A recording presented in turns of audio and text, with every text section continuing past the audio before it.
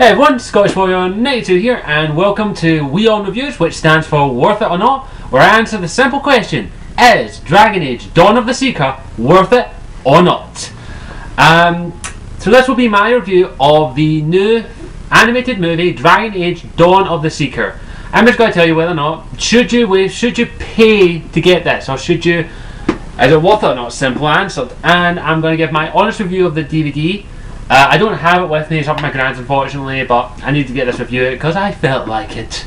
And plus, I love this movie. So, I'm going to judge it both as a Dragon Age fan, because I think you can get a tell that I'm obsessed with Dragon Age.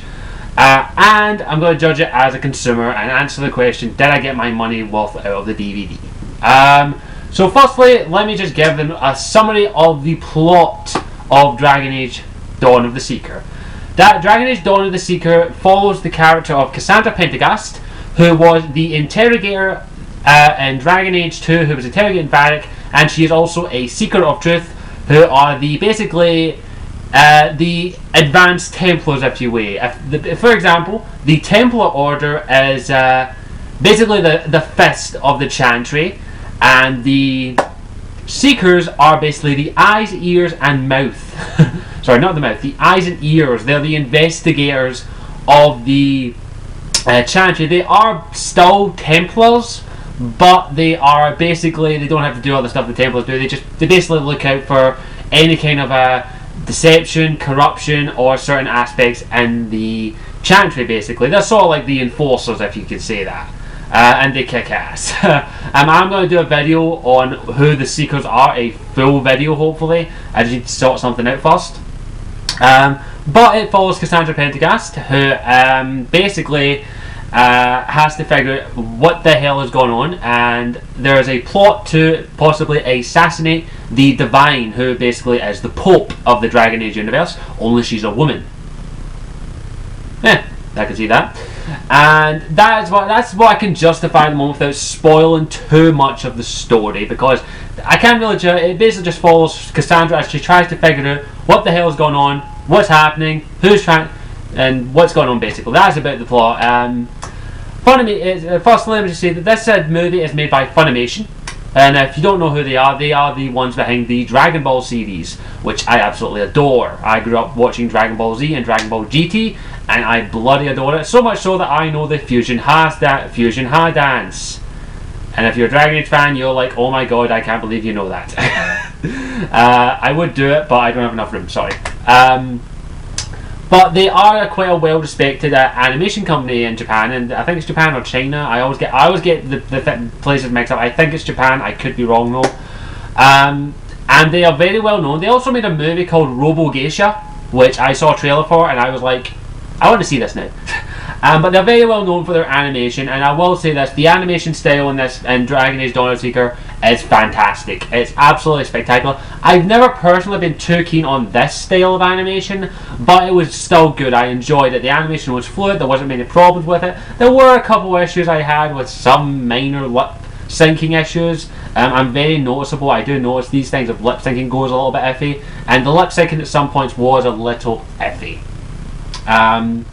And yeah, that's a little problem I had with the animation style. It was quite fluid. It's definitely advanced from a lot of the early 3D animation movies that came out years ago, or even very recently. It's very high standard of animation, as Funimation is well known for. And also, when I talk about a wee thing that kind of bugged me about the film, they didn't have the same voice actress that done Cassandra in Dragon Age 2. They didn't.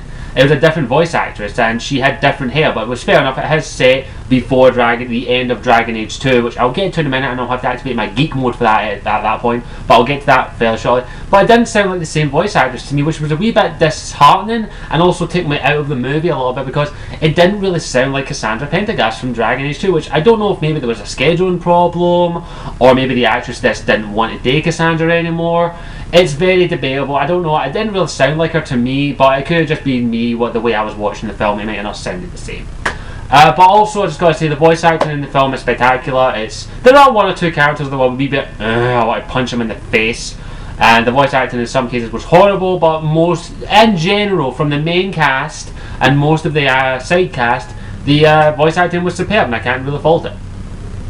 I will say one thing. I think they should have renamed the movie from Dragon Age Dawn of the Seeker to basically Dragon Age Cassandra the Badass, because she is a fucking badass bitch in this film. I shit you not. She is a fucking fighter.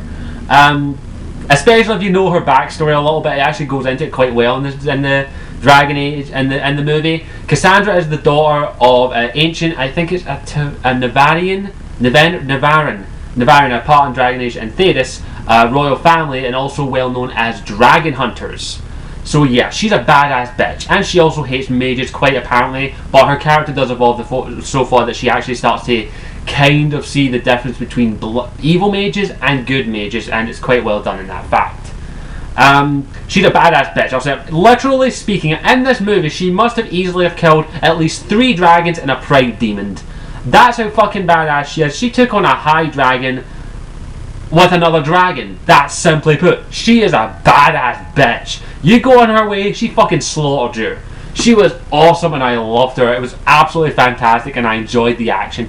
Cassandra is a fucking badass, and that's just what I want to say about the film. It's definitely a great film for that aspect. And the action is fantastic, especially with Cassandra and also the magic effects. Another thing I want to say is one little thing. I can wrap this up fairly quickly actually. I can actually answer whether or not you should get this right now. Overall, I enjoyed the film. However, this is not an animated film that everyone can watch. I'm going to have to be brutally honest. I'm going to play devil's advocate here. It is a film that anyone can watch, but if you're not familiar with the Dragon Age universe, you're going to be a little bit lost at some points. Like, if I wasn't familiar with the Dragon Age universe, in fact, I'm overly familiar with the Dragon Age universe because I know so fucking much about it, and you'll see in a few minutes when I go into geek mode. But if you're not, if you've not at least played Dragon Age Origins, you're going to be a little bit lost with the story, with some of the aspects of it. But you won't be too lost. You'll still get it what it's gone through. So it's definitely a movie that is made for Dragon Age fans. It's definitely a backstory movie, as in, more than likely, especially from some pictures that we've seen in the past. At one of the panels that the BioWare done a while ago, I think it was Comic-Con. If I can, I'll leave a link to it in the description, where they showed a picture of a Seeker who was female. The Seeker looks very much like Cassandra, because I've got the strategy guide over there, and have I got enough time? Yeah, I've got enough time. The artwork from that picture actually looked very much like the artwork that was in here for Cassandra. It's near the end, so it shouldn't be too hard to find. I'll see if I can find it. But the artwork that they showed for Cassandra Pentagast, for the Seeker who will join your party in Dragon Age 3, is actually very familiar to one of the characters here. Very familiar to Cassandra Pentagast. Here she is here, if you can see it. It was a little bit more detailed, and it did have a bit more armor, but it looks very much like that Cassandra from this from Dragon Age 2. So more than likely you're going to have Cassandra in your party in Dragon Age 3 from the sounds of it, and that's what it looks like to me. Especially with all the footage that we've seen, and that's what I think this movie is really for. It's to introduce you and get you to know about Cassandra, get to know her character, so you can see what she's like in Dragon Age 3. So I'm going to answer the question right here, right now, and then I'm going to go into geek mode in part 2, because I'm going to need a part 2 by the looks of it, and that will be my major geek mode, so get ready for that. So the simple answer, is Dragon Age Dawn of the Seeker worth it or not? The answer is BAM! Definitely Dragon Age Dawn of the Seeker gets the Scottish Warrior 92 worth it, badge of approval, and definitely worth every penny that I paid for it. And I'd say I wouldn't say anyone could pick it up. If you're a definite Dragon Age fan, definitely pick this up. It's a definite must buy in my opinion, and it definitely gets the Scottish Warrior worth its seal of approval. And thank you to Alex the Hunted for giving me that little design for my badge. You'll see the other two fairly shortly, don't worry. And thank you for watching. I hope you enjoyed it. And in part 2 I'm going to go into geek mode, so get ready for that, or I might just splash them together, I'm not too sure yet. But hopefully you'll enjoy my geek mode if you don't want it. But definitely Dragon Age Dawn of the Seeker is worth it. It's about £15 on Amazon, where you can get it on Blu-ray, and which is where I got it. And you also get a comic book with it as well, a digital code for that, so it's pretty nice. So definitely Dragon Age Dawn of the Seeker is worth it, and I don't think I can say any more about it. So thank you for watching, and get ready for part 2. You don't need to watch it if you're not a major geek like me, but get ready for geek mode to be activated. So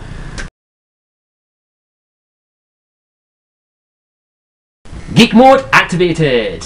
Okay, I want to talk about something. I'm going to try to be as quick as I possibly can. I'm probably going to be rambling on a wee bit, but there's a lot of debate on the net about when Dragon Age Dawn of the Seeker is set.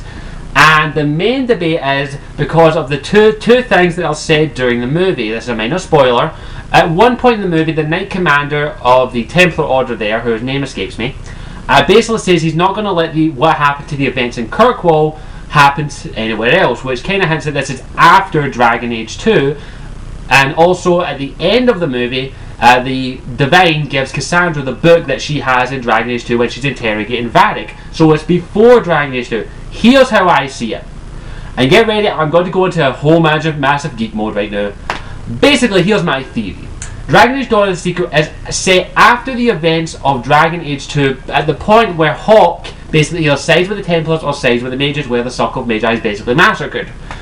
There, which was in the year 9th age of the 38th year, if memory serves me. And that's when Dragon Age, I think it'd be the 38th or 37th year of the 9th age of the Dragon Age universe. I should have looked up the timeline, but basically I'm thinking, and also that at the end of Dragon Age 2, when the interrogation ends with Varric, is actually, which has been confirmed by BioWare, set in the 9th age of the 40th year. And also happens to be the end of the final Dragon Age book, Dragon Age Asunder, which ends at the 9th age, the 40th year of the 9th age, even abruptly says it at the end of the book. Here's the thing. Here's how I think what year Dragon Age Dawn of the Seeker is set. I believe Dragon Age Dawn of the Seeker is set during the 9th age of the Dragon Age. Sorry, let me say it in Dragon Age talk. I believe it is set during the 39th year of the Dragon Age because of one simple thing. I don't know when or where, but I could have sworn someone mentioned it would in Dragon Age 2, or one of the developers said it took about a year to find Varric. So I'm thinking that it's set during that time point. The 9th age, 40 years, 39 years. I'm thinking that because it probably would have taken Cassandra quite a while to track down Varric, and he is quite a suave and sophisticated guy who could easily fucking evade the Seekers if he tried, but eventually did get caught. And that ends Dragon Age 2 in the 40th year of the 9th age, 40th year of the Dragon Age, which is the 9th age, so it's 940. That's when Dragon Age 2 officially ends with the interrogation. The events of Kirkwall, I believe, took place during the 37th or the 38th year of the Dragon Age, of the 9th age, and henceforth I'm probably predicting that Dragon Age Dawn of the Seeker takes place somewhere in the range of either the 38th year of the Dragon Age or the 39th year of the Dragon Age. And I will have to tell you that basically what I think. That's what I think. And I'm probably confused about half the people who watch this who haven't read into the Dragon Age mythos quite as much as I have. But I'll give you the abridged version. I'm going to do a full video on why Dragon Age is called Dragon Age. But I'll just give you the abridged version. Basically, the age is the Dragon Age, and the age changes every 100 years or so. I'm actually going to skip that part, actually. I have to do a whole video on it. I'm sorry I can't make the abridged version of it. But basically, I think that Dragon Age Dawn of the Seeker is set during the 38th or the 39th year of the Dragon Age, which is, I'm leaning more towards the 39th, if I'm going to be honest, because it would have taken Cassandra quite a while to track down Varric. I'm probably thinking about a year, and the end of Dragon Age 2 is the 40th year of the Dragon Age. So I think that's my honest opinion. But there's no confirmed date yet, to my knowledge, at this current day that I'm filming this. So let me know what you think. What year do you think it's set during? If you're a massive geek like me, you've probably theorised about this for God knows how long. But I hope you enjoyed this video, and I hope you enjoyed the little geek out moment there. I am such a fucking geek and I love it. One last thing though. I just have to do this for a certain person. I have here in my hand a Kit Kat chunky peanut butter. It is the most delicious thing you will ever taste in your life. It's delicious. I'm not plugging. I don't get paid off Kit Kat, by the way. I just wanted to mention these are fucking delicious.